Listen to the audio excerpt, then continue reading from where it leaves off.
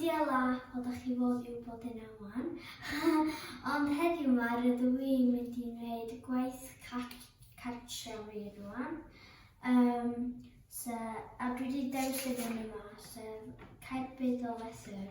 Rydw i'n dysgu darganfod os yw uchder llethr yn effeithio ar bellter cerbyd sy'n rolio i lawr llethr honno. Rydw i wedi dewis offer o blanco bren, hwn, bentwr o lyfrau, tab mesur, ac car bach. Rydw i'n gyffrous iawn i wneud yr arbrawf yma. Rydw i'n gyffrous i weld pa mor bell eith yr car. Wwsh! Rydw i'n credu yr uchaf fydd y llethr yma, yr pellaf fydd y car yn mynd. Wel, gawn ni weld am hynny. Dwi'n sgwennu cyfarwyddiadau bach yma. Rhif 1. Rhowch tua 28 o lyfrau 42 cm o uchder ar y llawr. Rhif 2. Nesaf, gosodwch y blanco bren ar y llyfrau. Rhif 3. Nawr rydych yn barod i yrru'r car bach lawr y llethr. Rhif 4. Yn olaf, mesurwch pellter wnaeth y car bach deithio.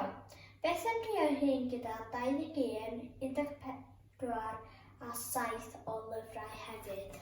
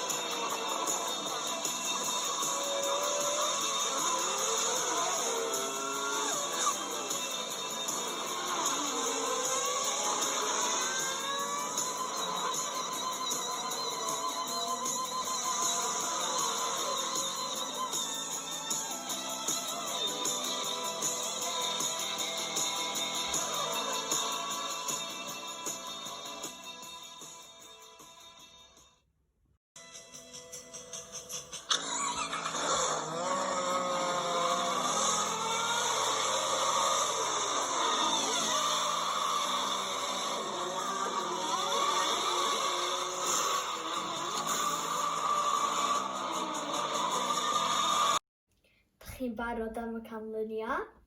Yr uchaf roedd y llethr, y gyflymach fydd y car bach yn mynd. Felly fydd yn helpu i'r car bach fynd yn bell. Wwsh, wwsh, wwsh. Ond yn anffodus, pan roeddwn fi ar yr un uchaf, sef 42 cm, roedd yn mynd rownd a rownd, rownd a rownd, rownd a rownd yn gyflym a crash. Ond, pan roedd yr uchder ar 32 cm, nath o fynd yn bell iawn. Nath o deithio 366 cm. Waw! Rwy'n gwahanol defnyddio hefyd yn gwneud gwahaniaeth i'r pellter ac cyflymder y car bach hefyd. Wnaeth y car bach fydd yn gyflym iawn ac yn bell iawn gyda'r cadfwr.